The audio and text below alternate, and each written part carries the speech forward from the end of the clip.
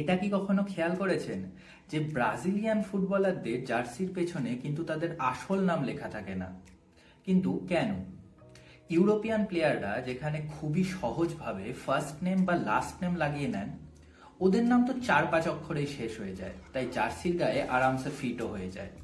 কিন্তু ব্রাজিলিয়ানদের নাম এক একটা এমন লম্বা যে পুরোটা জার্সিতে লিখতে গেলে লোকে বলবে, দাদা এটা জার্সি নাকি রেজিস্ট্রি অফিসের ফর্ম? কিংবা এরকমও বলতে পারে, ভাই এত বড় নাম লিখলে তো জার্সি অফ সাইডে পড়ে যাবে। তাই অনেকে ফার্স্ট নেম আর লাস্ট নেম মিলিয়ে একটা ছোট ভার্সন বানিয়ে নেন, যাতে জার্সির পেছনে ঠিকঠাক জায়গা হয়ে যায়। কিন্তু যাদের নামে জুনিয়র নেই, তাদের নামকে কি করে ছোট করা হয়? ওটা কি সম্ভব? আর ঠিক সেখানেই আসে ব্রাজিলীয় ফুটবলের দর্শনের আসল রং। ব্রাজিলের ফুটবল কেবল খেলা নয়, পুরোপুরি একটা এন্টারটেনমেন্ট। আর ফুটবলাররা তারা শুধু এক একজন ফুটবলার নয়, তারা হলেন পারফর্মার।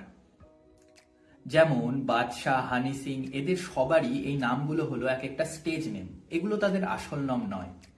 তেমনি ব্রাজিলের ফুটবলাররাও বেছে নেন নিজের আলাদা পরিচয়, তাদের একটা স্টেজ নেম। পেলে, কাকা, হাল্ক, এই শব্দগুলো তাদের আসল নামের কাছাকাছিও নয়। এগুলো আলাদা করে তৈরি করা হয়েছে একটা ব্র্যান্ড ভ্যালু ক্রিয়েট করার জন্য, যা শুনলে বিশ্বজুড়ে মানুষ তাদেরকে চিনে যাবে। কিন্তু সত্যি বলতে, তারা যদি তাদের জার্সিতে পুরো নাম লিখে মাঠে নামতো, তাহলে দর্শকেরা খেলা দেখার আগেই বলতো, দাঁড়াও ভাই, আগে নামটা পড়ে শেষ করি, তারপর খেলা দেখব। তাই শেষ পর্যন্ত ব্যাপারটা একদমই সহজ, নাম যত ছোট খ্যাতি তত বড়।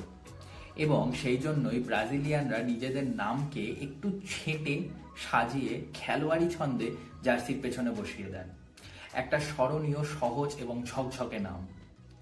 এবার আপনারা বলুন দেখি, ফুটবল সম্রাট পেলে তার আসল নাম কি?